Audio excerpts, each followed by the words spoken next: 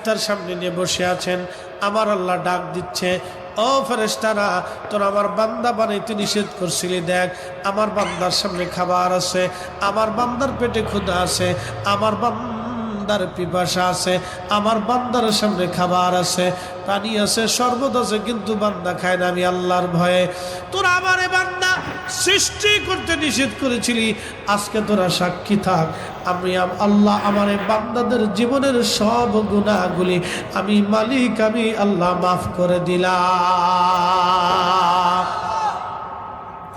এখন প্রশ্ন, ইফতার কি একা করবেন না আরো 10 জন নিয়ে করবেন? আরো 10 জন নিয়ে করবেন। বলে হুজুর কারণটা কি? আল্লাহ নবী বলেন, সাহাবীরা রে, তুমি একা ইফতার করিও না, যদি সম্ভব হয় তোমার রোজাদার ভাইকে একটা খেজুর দিয়ে হলে ইফতার করাও। সাহাবী বললেন, ইয়া রাসূলুল্লাহ, খেজুর দেওয়ার মতো অর্থ আমাদের নাই।